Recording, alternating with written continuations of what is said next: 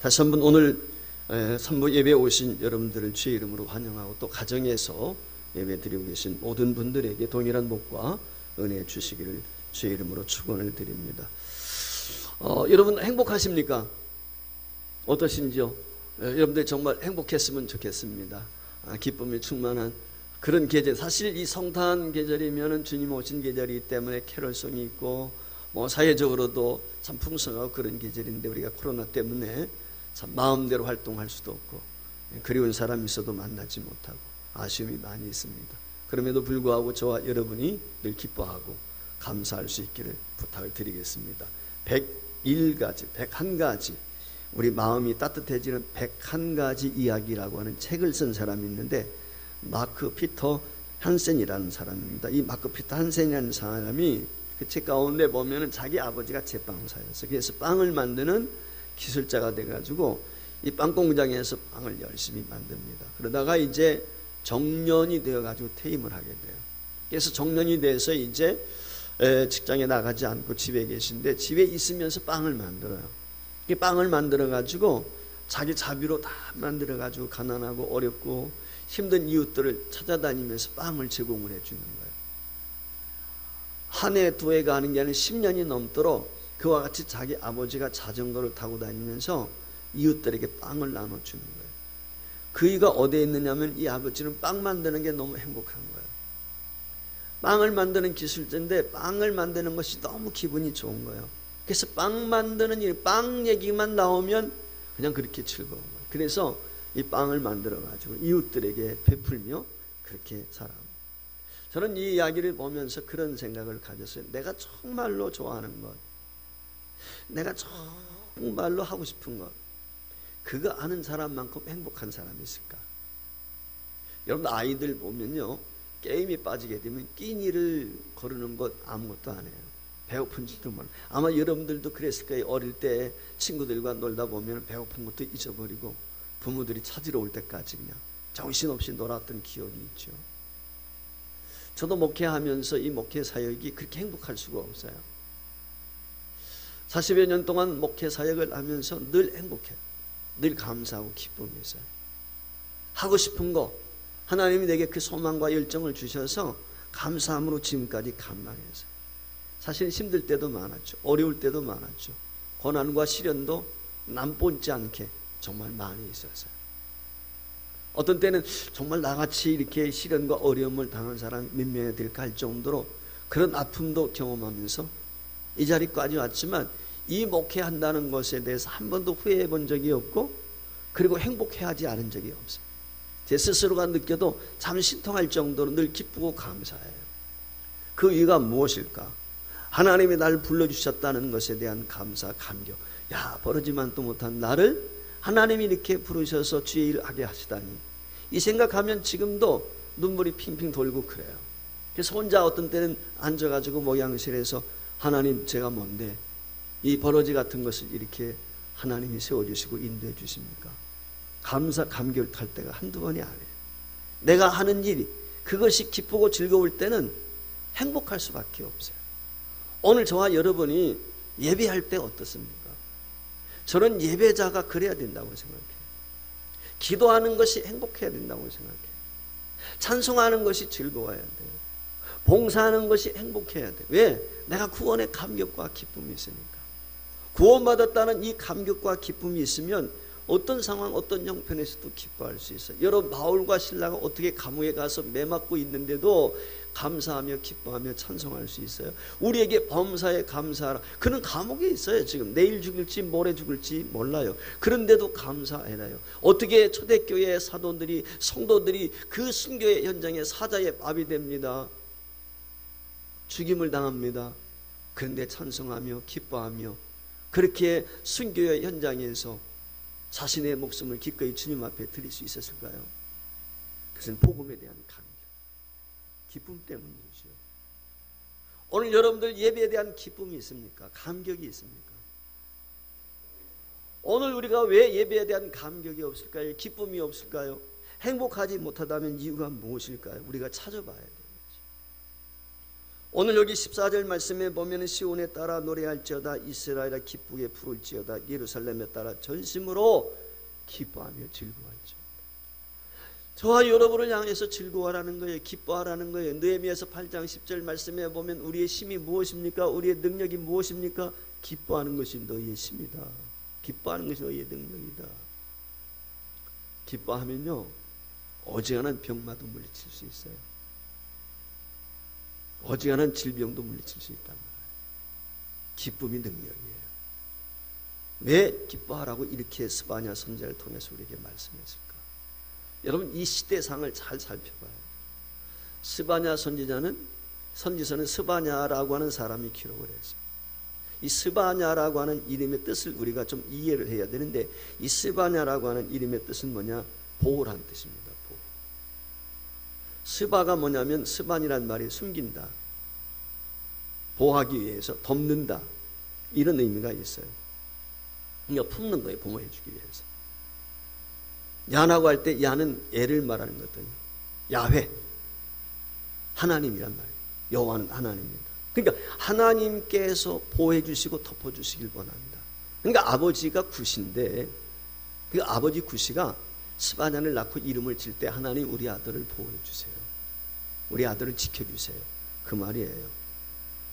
왜 자신이 아들을 낳고 그 아들을 하나님이 지켜주시고 보호해 주시기를 원했을까? 특별히 우리가 기억해야 될 것이 있는데요, 이 스바냐는 히스기야 왕의 증손입니다. 그러니까 히스기야가 고조할아버지예요. 그런데 이 왕족이죠. 한마디로 말하면, 이런 왕족이라면 어떻습니까? 권력도 있죠, 명예도 있죠, 부도 있을 거 아니겠습니까? 그런데 왜 왕족인 이 구시가 자기 아들을 낳고 스바냐라고 이름을 지었을까? 이유가 있습니다. 이때 당시 시대상이 그렇습니다. 스바냐가 태어나던 시기는 히스기야의 아들인 므낫세 왕이 통치할 때였습니다. 여러분, 므낫세가 누군지 아십니까? 므낫세는요, 히스기야 왕이 낳은 아들이에요. 여러분, 히스기야가 어떤 왕이에요? 그가 죽을 병에 걸렸을 때 하나님 앞에 기도해서 15년 동안 생명이 연장됐잖아요. 차라리 그때 죽었으면 좋았는데, 그 아들에게서 망나니가 나와요. 그게 므낫세예요. 히스기야는 죽을 병에 걸렸을 때까지 자식이 없었어요. 근데 하나님의 은혜로 병을 치료받고 15년 동안 생명이 연장됐는데 아들 하나를 낳았는데 므낫세. 이 아들이 얼마나 악독한지 아십니까? 이때 당시 이사야 선지자가, 여러분 잘 아시잖아요. 히스기야가 병들었을 때 이사야 선지자가 가서 너 내 집에 유언해, 너 죽을 거야 그랬는데, 하나님이 히스기야에게 그 기도를 들으시고 이사야 선지자에게 다시 말씀하되 너 돌아가서 산다고 얘기하라. 아하스의 왕의 일령표를 뒤로 돌려놓고 말이죠, 이런 기적을 베풀었어요. 어떻게 보면 자기 아버지의 은인이 이사야예요. 그런데 어떻게 이사야 선지자를 죽인지 아십니까? 사도세자는 저리 가요. 박스에다 집어넣고요, 상자에다 집어넣고 톱으로 켜서 죽였어요. 누가? 므낫세가. 이사야 선지자. 그게 얼마나 악독합니까? 우상숭배 1등입니다. 하나님의 전에다가 우상을 만들어 세워요, 자기가. 그러니까 얼마나 악독한 말이에요. 자, 이런 시대에 이 우시라고 하는, 구시라고 하는 이 스바냐의 아버지가 왕족인데, 혹시라도 반란 일으킬까봐 이 므낫세가 자신들의 왕족들을 다 감시하지 않겠어요? 여차하면 다 받아 죽이는 거예요. 그런 어려운 상황 속에 아들을 낳았단 말이에요. 그러니까 혹시라도 내 아들에게 저 악독한 므낫세의 손길이 미칠까봐 하나님 숨겨주세요, 우리 아들 좀. 우리 아들 좀 보호해 주세요. 그렇게 이야기했다. 그래서 므낫세 왕이 죽습니다. 그리고 그의 아들이 아몬인데, 아몬이 왕위에 올랐지만 그 아버지가 악했기 때문에. 근데 이 아모스라고 이 왕이 말이죠, 참 즐기기도 해요. 51년 동안 통치를 했어요. 그러니까 국민들이 얼마나 어려웠겠어요. 근데 그 아몬이 아들이 이제 왕위에 올라갔는데 2년 만에 국민들에 의해서 백성들에게 죽임을 당합니다. 그리고 나서 우리가 잘 아는 요아스, 종교개혁의 마지막 주자라고 이야기할 수 있는 요아스가 나옵니다. 그 요아스 왕 시대가 그때 예언 활동을 한 사람이 스바냐인데, 요아스라고 하는 사람은 몇 살에 왕이 돼? 8살에 왕이 되었어요. 졸지에 자기 아버지가 왕이 된 지 2년 만에 죽었거든요. 자, 어린 나이에 자기 아버지가 백성들에 의해서 죽는 걸 봐서요, 얼마나 끔찍하겠어요. 충격이 컸겠습니까? 그리고 그 시대에 악한 므낫세, 요아스 뭐 이렇게 거치면서 뭡니까? 아몬을 거치면서 그 요아스가 그 시종들 대신들이 어떤 것인지 잘 알 수 있지 않겠어요? 힘들고 어려운 시대지요. 8살밖에 되지 않았습니까? 그 시대에 우상 숭배는 여전했습니다. 아수르의 속국이 되다시피 한 상황이었습니다. 정치적으로 종교적으로 암흑기입니다. 이때 예언자 활동을 한 사람, 선지자 활동을 한 사람이 바로 스바냐입니다. 이 스바냐가 타락한 사람과 나라에는 반드시 하나님의 심판이 있다. 하나님의 심판을 전해요. 그러면서 하나 덧붙여 전하는 것이 뭐냐? 그러나 너희가 회개하고 돌아서면, 너희가 회개하고 하나님께로 돌아서면 반드시 하나님이 너희들을 보호하시고 인도해 줄 것이다. 그것을 선언하고 있는 거죠. 바로 오늘 본문 메시지의 핵심이 이것입니다. 돌이키는 사람, 회개하는 사람, 예루살렘 사람들을 향하여 주실 하나님의 기쁨, 그것을 예언하고 있는 것입니다. 코로나19로 어렵습니다. 마음껏 예배하기도 어렵고 누구를 만나는 것도 쉽지 않습니다. 불안해합니다. 걱정합니다. 기쁨이 사라졌습니다. 웃음이 사라졌습니다. 마음껏 웃을 수도 없는 이런 어려운 시대를 우리가 살고 있습니다. 그러나 이 시대에 저와 여러분이 하나님 앞에 바로 서는 사람, 믿음으로 사는 사람, 말씀을 붙잡고 서는 사람, 이런 사람은 기뻐할 수 있어요. 어떤 상황 속에서도 감사할 수 있습니다. 선천후 감사, 그게 믿음의 사람이죠. 성경에 보면은 성령의 9가지 열매를 이야기합니다. 그 9가지 열매 중에 희락이 있습니다. 여러분, 희락은 어떤 기쁨일까요? 이 기쁨은 환경과 여건과 모든 것을 초월한 것입니다. 바울과 실라가 매 맞고 감옥에 가서도 기뻐했던 것처럼, 여러분 초대교회 사도들과 성도들이 어떻게 했습니까? 순교의 현장에 끌려갑니다. 매 맞고 노임을 당할 때 사도들이 매 맞고 노임을 받는 것을 당연한 것처럼 여겼다. 기뻐했다. 복음을 전하다가 매 맞는 것 때문에 감사했습니다. 오늘날로 말하면 전도하는 것 때문에 욕먹는 것, 그게 쪽팔리는 게 아니고 그게 기쁜 거예요. 감사한 거예요. 여러분, 이런 믿음이 있습니까? 이 믿음의 사람, 이런 사람에게 기쁨을 주신다. 이런 사람을 보호하신다는 거예요. 이런 사람을 주님이 찾고 있습니다. 하나님 앞에 바로 서는 사람, 믿음으로 사는 사람, 말씀을 붙잡고 사는 사람에게 희락, 어떤 환경 속에서도 기뻐할 수 있도록 모든 것을 초월하는 그 기쁨을 주시겠다. 예루살렘 사람들의 약속한 이런 희락, 이 기쁨이 오늘 저와 여러분에게 충만할 수 있기를 주의 이름으로 축복합니다. 오늘 14절 말씀합니다. 시온에 따라 노래할지어다, 이스라엘아 기쁘게 부를지어다, 예루살렘 따라 전심으로 기뻐하며 즐거워할지어다. 이렇게 예루살렘 사람들에게 기쁨을 약속하시는 이유가 어디에 있을까요? 그 근거가 무엇입니까? 첫 번째, 그것은 하나님이 그들의 모든 형벌을 제하시기 때문입니다. 모든 죄를 용서하십니다. 여러분 아시는 것처럼 형벌이 뭡니까? 형벌은 누가 받? 그 죄값으로 받는 거죠. 죄를 지으면 형벌이 당연히 있습니다. 그래서 로마서 우리가 잘 아는 것처럼 6장 23절 말씀에 보면 무엇입니까? 죽음이 어디서 와? 죄의 싹시예요. 죄의 싹시 사망이란 말이죠.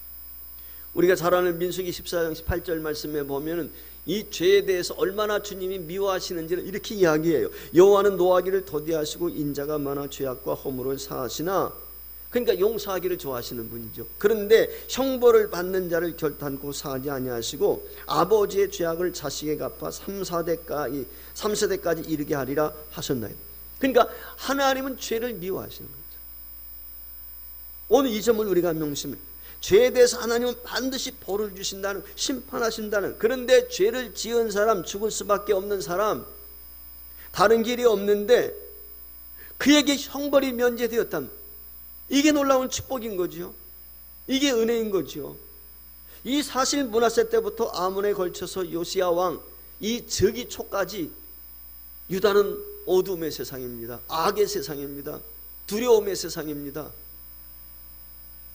겁을 내지 않을 수가 없습니다. 악독한 세상입니다. 남유다 멸망이 본격적으로 시작된 때이기 때문에 정말 어려운 시기입니다.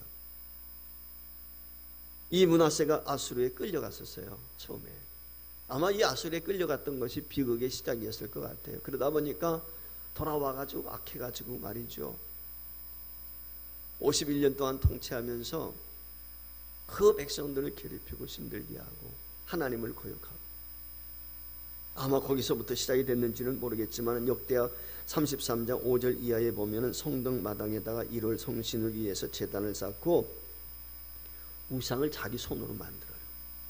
우상을.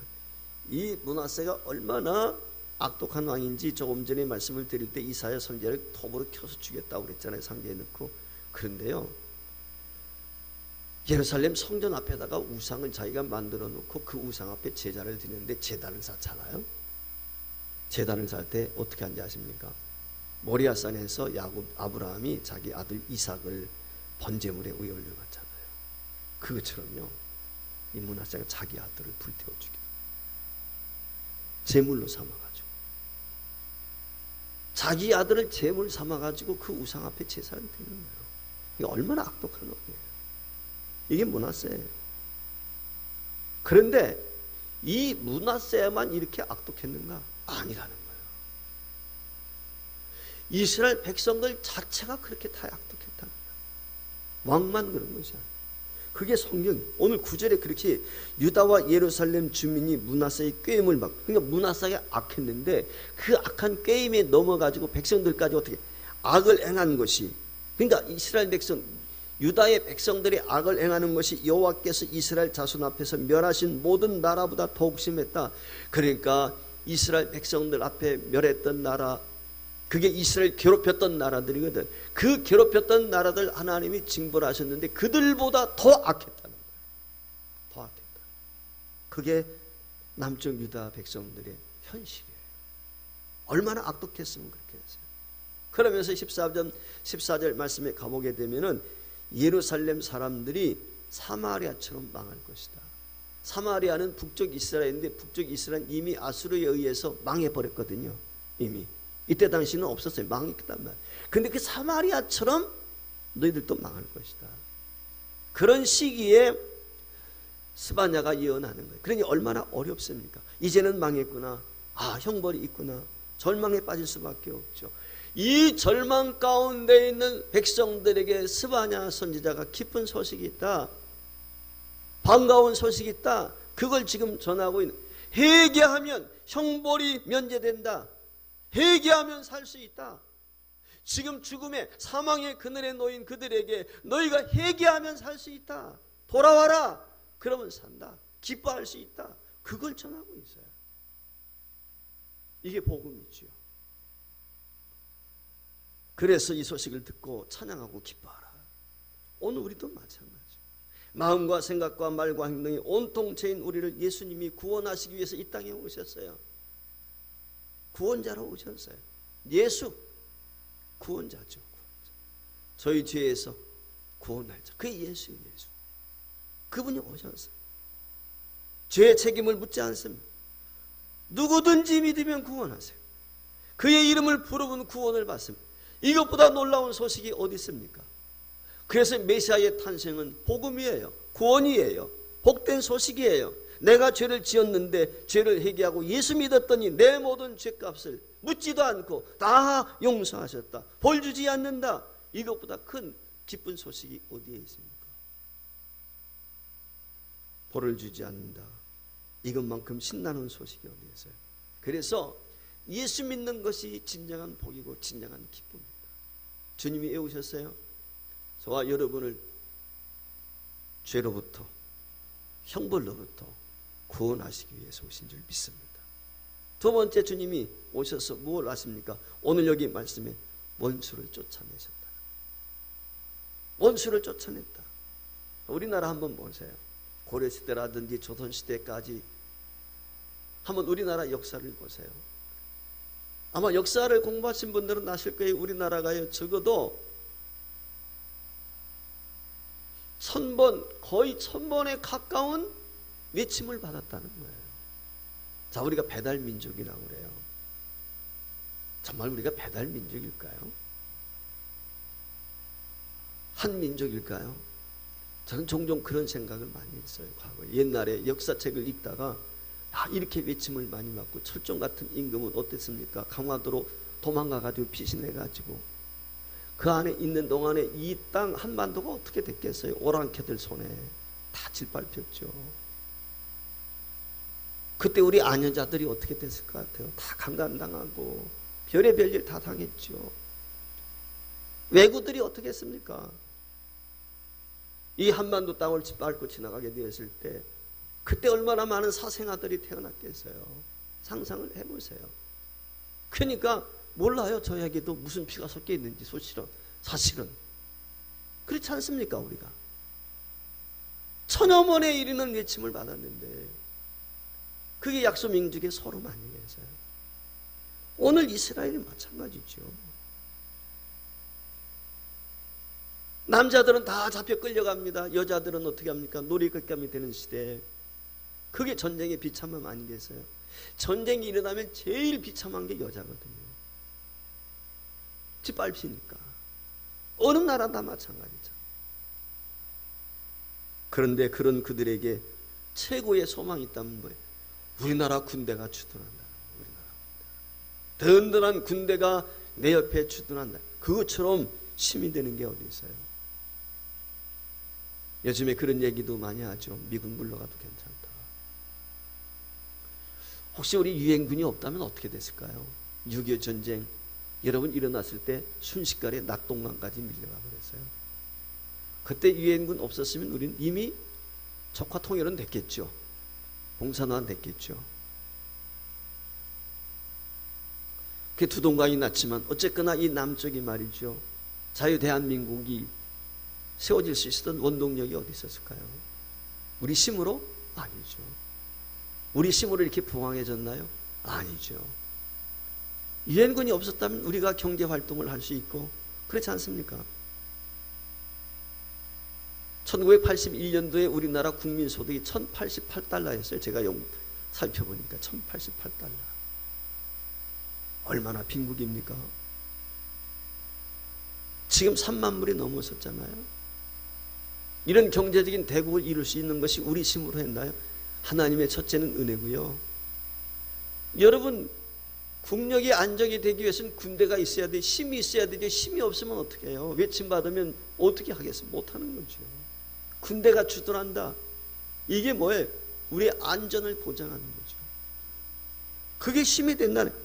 예루살렘 사람들에게 지금 그렇게 이야기하는 거예요. 마귀를 우리가 군대에 비유하지 않습니까? 여러분, 예수님이 군대 마귀에 들린 사람 쫓아냈죠. 거라서 지방에서. 예수님께서 원수를 주님이 이 땅에 오신 이유가 무엇입니까? 우리를 죄악 가운데 떨어뜨리게 만들고 사망의 그늘 속에서 뭡니까? 통곡하며 살 수밖에 없는 저와 여러분들을 구원하기 위해서 사악한 영들을 몰아내고 예수의 영이 우리 안에 오셔서 하나님의 사람으로 살도록 하기 위해서 주님이 이 땅에 오셨다. 그래서 주님이 오시니까 흑암이 물러갑니다. 죄의 세력들이 물러가는 거죠.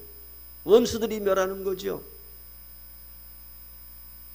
군대 귀신이 쫓겨간단 말이죠.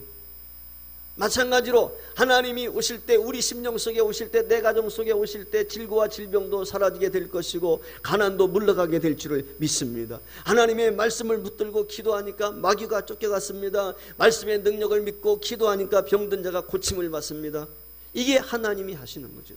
우리 옛날 사람들이 그랬어요. 병이 들면 병마라고 그랬어요. 병을 뭐가 준다? 귀신이 갖다 준다고 생각을 했어요. 그래서 맨날 하지 않습니까? 이런 것들 우리가. 그런데 하나님께서 예수 그리스도를 통해서 우리에게 이 질고와 질병을 무너뜨렸단 말이죠. 하나님께서 원수로 인해서 불안해하는 이스라엘 백성들에게 이렇게 에스겔서 34장에 보면은 말씀을 하시는데 뭐라고 말씀하시는, 내가 내 양을 찾아서, 내 양이 이스라엘 백성들이죠. 유다 백성들, 그들을 찾아서 흐리고 캄캄한 날에 그 흩어진 모든 곳에서 그들을 건져내겠다. 하나님이 우리를 죄악 가운데서 건져내는 거죠. 건져내겠다. 뿐만이 아니라 내가 그들에게 좋은 꼴을 먹이고 그 우리를 이스라엘 높은 산에 두겠다. 이게 이스라엘 높은 산에 두니까 하나님이 다 보이잖아요. 아무나 높은 산에 올라갈 수 있는 게 아니에요. 힘이 있어야 올라가지. 다 보호받는단 말이죠. 지켜주신다 그 말. 내가 친히 내 양의 목자가 되어 그것들을 누워있게 쉬게 한다는 거예요. 여러분, 양의 특징이 뭐예요? 방어 능력이 없잖아요. 일이나 늑대가 오면 꼼짝없이 당하는데 누워 쉬게 한다. 그만큼 목자가 보호해 주는 거예요. 그 잃어버린 자를 찾고 쫓기는 자를 돌아오게 하며 상한 자를 싸매주며 병든 자를 내가 강하게 하려니와 살진 자와 강한 자는 내가 없애고 정의대로 그것들을 먹이겠다. 이 목자가 됐으니까 양대는 이스라엘 백성들을 하나님이 그렇게 지켜주시겠다는 거예요. 오늘 저와 여러분을 하나님께서 그와 같이 지켜주시기를 주의 이름으로 축복합니다. 그러니 너희들이 기뻐하라는 거예요.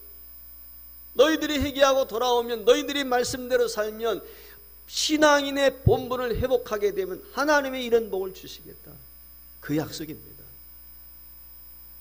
우리 예배를 회복합시다. 말씀을 회복합시다. 기도를 회복해서 이런 기쁨, 이런 보호, 이런 은혜를 경험할 수 있기를 주의 이름으로 축복합니다. 마지막 세 번째, 우리가 기뻐할 하나님이 함께, 이것보다 더 큰 게 없죠. 임마누엘, 하나님이 나와 함께 하시는 거예요. 여호수아가 길갈에 진을 쳤습니다. 여리고 점령 앞두고서 요단강 은혜 가운데 건넜는데, 자, 저 여리고성 40년 전에 이미 정탐을 해봤잖아요. 난공불락의 성이 저 어떻게 무너뜨리지. 저녁에 이스라엘 백성들이 길갈에 진을 치고 잠들었을 때 정탐을 나갑니다. 아마 병사 한 명 딸렸겠죠. 멀리 나가서요. 무장하고, 혹시 모르니까. 그런데 갑자기 그 앞에 웬 무장한 군사가 탁 나타난 거예요. 엄청난 군사가 한 명 나타나서 깜짝 놀라서 여호수아가 묻습니다. 너는 우군이냐 적군이냐? 우리를 위하느냐 적을 위하느냐? 그들이 그 앞에 선 군사가 뭐라고 합니까? 나는 우군도 적군도 아니다. 나는 하나님의 군대 장관으로, 사령관으로 이제 왔다는 거예요. 하나님께서. 그러면서 여호수아를 향해서 뭐라, 내가 선 것은 거룩한 것이니 네게서 신발을 벗어. 여러분, 군인이 신발 벗으면 어떻게 돼요? 군인은 군화라고 하는 특별한 신발을 신잖아요. 근데 이게 군이 군화 벗으면 어떻게 돼요? 전쟁할 수 있어요? 무장 해제시키는 거죠. 무릎 꿇어라, 무장 해제, 항복하는 거예요. 항복. 여호수아가 누구한테 항복하는 거예요? 하나님께 항복하는 거죠. 군대 장관에게 항복하는 거예요. 이 전쟁은 내가 한다. 너는 여리고성 돌기만 하면 돼. 군대 장관이 여호수아에게 하는 말이 그거예요. 그리고 군대 장관이 여리고성을 무너뜨린 줄 믿습니다. 하나님이 함께 하신 예수 그리스도가 누구지요? 그분이 오셨을 때 마태복음 1장 23절 말씀에 보면 그 이름을 임마누엘이라 하니라. 임마누엘, 하나님이 그들과 함께 하신다. 임마누엘, 예수님이 함께 하시기 위해서 오셨어요. 이 땅에 가장 행복한 사람, 그럼 주님이 나와 함께 하는 거죠. 두려워 떨고 있는 예수님의 제자들에게 무엇이라고 마태복음 28장에서 말씀합니까? 볼지어다 내가 세상 끝날까지 너희와 항상 함께 있겠다. 예수님이 떠나가신다니까 예수님의 제자들이 최후의 만찬을 통해서 예수님 가신다 소리를 듣고 두려워해 걱정해요. 그때 예수님께서 요한복음 14장 16절 말씀에 보면 두려워할 것 없다. 내가 가는 것이 너희에게 보이다. 왜? 내가 보혜사 성령님을 너희에게 보내주시겠다. 그 보혜사 성령님이 오셔서 영원토록 너희와 함께할 것이다. 할렐루야. 오늘 이 아침에도 보혜사 성령께서 우리 가운데 오셔서 우리와 함께 하시는 줄 믿습니다. 그분이 임마누엘이신 줄 믿습니다. 하나님은 멀리 계시지 않습니다. 우리 안에 있습니다. 이 가운데 함께하고 계십니다. 성령님이 우리 안에 내주하고 계신 줄 믿습니다. 사랑하는 성도 여러분, 하나님이 내 편이십니다. 하나님은 영원한 내 편이십니다. 변함이 없는 내 편이세요. 하나님이 계십니다. 그분이 함께 하시면 그 어떤 것도 감내할 수 있습니다. 사랑하는 성도 여러분, 우리 하나님은 전능자이십니다. 천지 만물을 지으신 분이세요. 예수님은 처음부터 계셨던 분이에요. 그분이 우리와 함께 하시기 위해서 이 땅에 아기 예수로 오셨고, 그분은 가셨지만 성령님을 통해서 오늘도 우리와 함께 하십니다. 그리고 다시 오실 만왕의 왕, 만유의 주가 되시는 줄 믿습니다. 미국에 가면은 유명한 대학 중에 시카고 대학이 있습니다. 단일 대학 중에 가장 많은 노벨상을 받은 사람들을 배출한 학교가 시카고 대학입니다. 미국에도 하버드를 비롯해서 유명한 명문 대학들이 많은데, 하버드 대학, 스탠포드 대학, 버클리 대학, 뭐 이런 대학들이 다 합친 숫자보다도 시카고 대학에서 나온 노벨상을 받은 학자가 더 많아요. 이 한 대학에서 그만큼 노벨상을 받으려면 시카고 대학을 가라 할 정도로, 그렇게 시카고 대학에서 노벨상을 받은 사람들이 많이 나왔습니다. 근데 특징이 있습니다. 그것이 뭐냐면 시카고 플랜이라고 하는 것인데, 이 시카고 대학에 들어가게 되면은 이 철학서적을 비롯해서 인문학서적이라든지 이런 것들을 100권을 선정을 해가지고 그 100권의 책을 스터디해야 돼요. 졸업할 때까지. 그래서 그 느낌과 토론을 통해서, 그것을 통해서 얻는 자신들의 의견 개진을 다 해야만이, 시험을 봐가지고 패스를 해야만이 졸업을 할 수 있어요.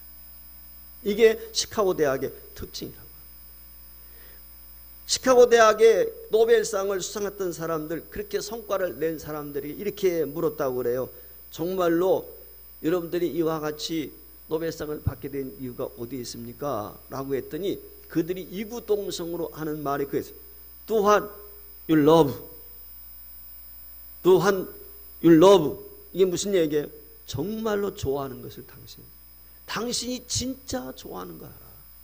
그러니까 이 시카고 대학에서 무슨 뭐 과학, 뭐 수학, 의학 뭐 이런 것들 거기에 치중하기보다도 기본적인 학문이라고 할 수 있는 이 기초 훈련, 이 책을 읽고 독서 토론하고 인문학, 철학서적 이런 것들을, 기초적인 것들을 다지면서 그들로 하여금 학문에 대한 기쁨을 갖게 하고 고전을 통해서 이게 옛날 책들이 그 고전을 통해서 그들의 기본 학문을 다지게 되었을 때 그 학교에서 많은 노벨상 수상자들이 나왔다는 거예요. 저는 이 코로나19 시대에 정말 우리가 기본을 튼튼히 할 때가 아닐까. 신앙의 본질을 회복할 때다. 예배 회복, 말씀 회복, 기도 회복. 지금이다. 그래서 내년도에 필사운동을 시작하는 것입니다. 그 외에도 다른 일들을 우리가 진행을 하겠지만, 신앙과 현실, 우리가 동떨어져서 살고 있지는 않았는지 우리 한번 스스로를 돌아보면서 하나님의 약속의 말씀과 우리 현실이 비현실적으로 우리에게 괴리감을 가지고 있었지는 않았는지, 이번 계기를 통해서 정말 내가 바라고 기뻐하고 행복해하는 것이 무엇인지, 하나님이 우리에게 원하시는 것이 무엇인지, 우리도 어떻게 하면 성경에 나와 있는 사람들처럼, 믿음의 사람들처럼 고난과 시련 가운데서도 그렇게 기뻐하고 감사하며 행복해 할 수 있을는지, 비록 내가 가진 것이 많지 않고 누리는 것이 많지 않다 할지라도 주님 예수 모신 것이 그 어디나 천국이라고 고백하며 간증하며 살 수 있을는지, 이것을 회복하는 것이 이 코로나 시대를 지내면서 무의미하게 지내는 것이 아니라, 이 코로나 시대가 지난 이후에 우리의 신앙이 정금같이 나와서 하나님 앞에 설 때에 이와 같이 인정받는 그런 교회와 성도가 되어야 되지 않을까. 저는 그래서 하나님의 말씀이 내 삶의 기쁨이요 매뉴얼이 되었으면 좋겠습니다. 신앙생활은 어려운 것이 아닙니다. 우리를 고통스럽게 하는 것이 더더욱 아닙니다. 그럼에도 우리가 신앙생활하게 될 때 힘들어합니다. 말씀 보는 것 힘들어합니다. 기도하는 것을 어려워합니다. 이유가 어디에 있을까요? 오늘 본문 17절에 이런 고백이 있습니다. 이 고백이 저와 여러분의 고백이 되었으면 좋겠습니다. 같이 읽습니다. 시작. 너희 하나님 여호와가 너희 가운데 계시니 그는 구원을 베푸실 전능자시라. 그가 너로 말미암아 기쁨을 이기지 못하시며 너를 사랑하시며 너로 말미암아 즐거이 부르며 기뻐하리라. 사랑하는 성도 여러분, 예배에 대한 기쁨이 있습니까? 감격이 있습니까? 기도의 기쁨이 있습니까? 찬양의 감격이 있습니까? 봉사에 대한 즐거움이 있습니까? 코로나19 시대 어렵고 힘들지만 우리의 본질을 회복하는 그런 기회가 될 수 있기를 바라고, 주님 오시는 계절에 우리의 삶을 다시 한번 반추해 보면서 예수 그리스도 우리 중심에 모시고 저와 여러분이 정말 신앙생활, 믿음생활이 행복한 성도의 삶이 될 수 있기를 주의 이름으로 축원합니다.